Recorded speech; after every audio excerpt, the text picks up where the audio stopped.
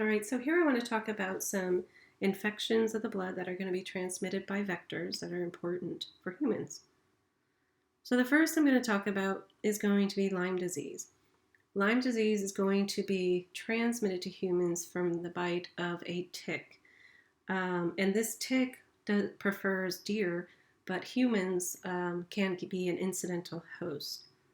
So Lyme disease is caused by a bacteria we call a spirochete. And a spirochete has sort of this corkscrewy sort of morphology, and it's Borrelia burgdorferi. This is a gram-negative. It stains pink in the gram stain, and it requires special medium for growth, so it's not going to grow in normal bacteria medium. The life cycle of Lyme disease is going to need ticks and the deer, and again, mice are also involved, and humans are incidental. So acute Lyme disease, you're going to have basically a fever. If you do have a bullseye rash, that could be very fortunate for diagnosis because that makes it a very clear diagnosis. It's referred to as anorrhythmia migrans. You're going to have muscular joint pain. You can have some meningeal irritation, and the spirochete will spread to your joints, your heart, and your nervous system. So Lyme disease diagnosis is going to be basically based on your symptoms as well as some potential physical findings such as that rash. You can also have facial paralysis associated with the spirochete and the potential for exposure. So you have to have traveled in an area where you do have Lyme disease and you went hiking or in some area where the tick would be present. So the laboratory testing is going to be basically a two-step process where you look for antibodies using an enzyme immunoassay, and you also are going to use a Western blot. A Western blot is looking for proteins. And so Western blots try to measure proteins of the spirochete. The treatment is doxycycline or amoxicillin, and you can see that the density of the presence of the tick, deer, and mouse, which is required for the life cycle of the spirochete, is in the upper east of the United States, as well as around the Great Lakes. Now there are some hot spots in California and Washington as well, in some areas along the Gulf Coast. Now another important vector-borne disease is our rickettsial diseases. These are our Cocabacilli. They are very, very small. They're going to be gram-negative, but they stain very poorly, and they stain much better with Giemsa stain because they like to go inside of cells. And the Giemsa stain is able to stain intracellular.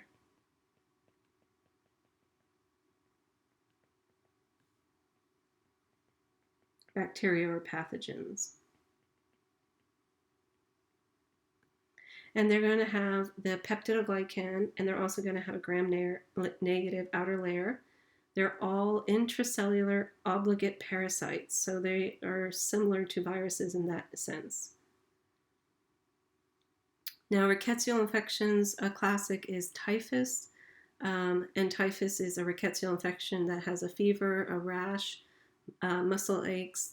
They could be fatal as a result of vascular collapse. Most are going to have animal reservoirs, so they are a zoonotic infection. They're going to all be transmitted by arthropods, and then depending on what is the life cycle of the rickettsial bacteria, they're going to have a vector and usually a mammalian host as well, at least one. These are going to be in wooded areas infested with ticks, so the vectors are always going to be ticks with these. And depending on the rickettsial, you're going to have a different tick for the transmission. The most common rickettsial infection is called the Rocky Mountain Spotted Fever, which is caused by Rickettsia rickettsii. This is going to be found throughout the world. It was identified by a patient who lived in the Rocky Mountains, and so that's where the name comes from, the Rocky Mountain Spotted Fever. However, this particular patient actually contracted the bacteria when they were traveling in the southeast of the United States. I believe it was somewhere in the Carolinas. It is deadly if it's not treated, and most people will die within 8 days of presenting with signs of illness.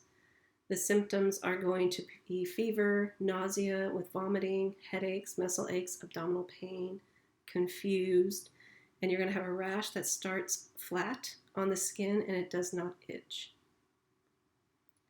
So here's a picture of the rash on the foot of this child that's infected with Rocky Mountain spotted fever. Typically, the rash will appear on the wrists and ankles and move down to the palms and soles of the feet, as it's shown here. It can then be on the arms and legs as well as torso. Again, it's going to be flat, but it can become raised. It's not going to hurt. It's not going to be itchy. You're going to have some that look like splotches. So it's the fusion, the spots fuse together, they're like bigger, like splotches. And as it progresses, the skin turns dark, and this is because it's developing into gangrene.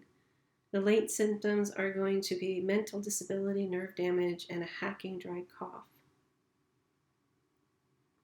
The diagnosis is going to be a blood culture, but it can take weeks, and again, you can have death within 10 days. So treatment has to begin before results are back if you suspect a Rocky Mountain spotted fever. Doxycycline will prevent death and severe illness. Now, another rickettsia is Rickettsia prowazekii, and this is going to be transmitted by a louse, and this causes typhus.